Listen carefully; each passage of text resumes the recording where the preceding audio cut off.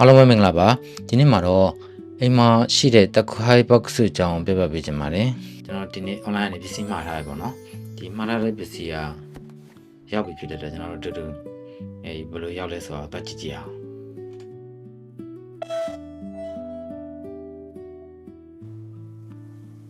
အဲ့တော့ပစ္စည်းရောက်နေရဖြစ်တဲ့အတွက်ဒီမှာမိတ်တုံဖြစ်နေပါတော့ဒီမိတ်တုံဖြစ်နေလို့ရှင်ဒီ menu ကိုမိတ်ကြည့်မယ်မိတ်ကြည့်လို့ရှင်ဒီမှာတခိုင်းမှာထားပေးခဲ့ပါတော့တခိုင်းနေလို့ရှိရင်ပစ္စည်းရောက်နေဖြစ်တယ်ပေါ့နော်ပစ္စည်းရောက်နေပြီခုနှစ်ကိုနှိပ်လိုက်မယ်ဆိုလို့ရှိရင်ဆောနာမိတ်တုံဖြစ်နေတဲ့ပုံစံလေးကသူကအပြရောင်လေးဖြစ်သွားပါတော့မိတ်တုံမဖြစ်တော့ကဲဒါဆိုရင်အောက်ဆင်းပြီးတော့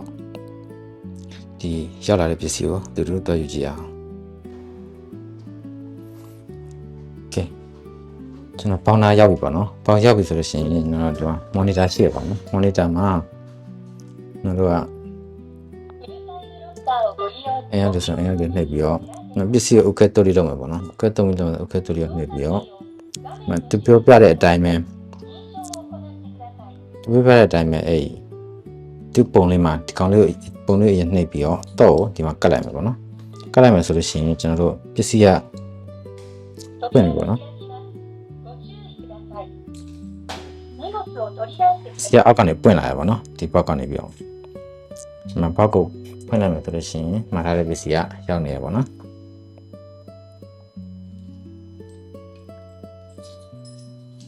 ့ပစ္စည်းကိုထုတ်လိုက်ပါတော့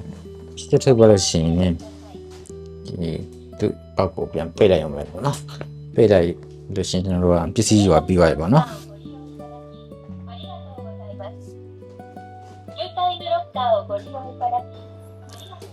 delivery တမကလည်းရိုးစားတဲ့ဘုံနဲ့မှလည်းပြေစာသဘောမျိုးပေါ့နော်အဲ့ဒါထည့်ပေးခဲ့ထည့်ပေးသွားရပေါ့နော်ဟိုလည်းမျိုးထည့်ပေးသွားလေဆိုတော့ပေါ့နော်ပြန်မတော့နေပြီးတော့လာပွားပေါ့နော်ပြန်မတော့နေပြီးတော့လာပွားပြန်ယူနီကလောနဲ့မှာထားတဲ့ပစ္စည်း delivery ပေါင်းနံပါတ်4နဲ့မှာနော်နံပါတ်4မှာပေါ့နော်နံပါတ်4ထဲထည့်ပေးသွားပါပေါ့နော်အဆုံးလေးကြည့်ပြလို့ကျေးဇူးပါအားလုံးပဲ bye bye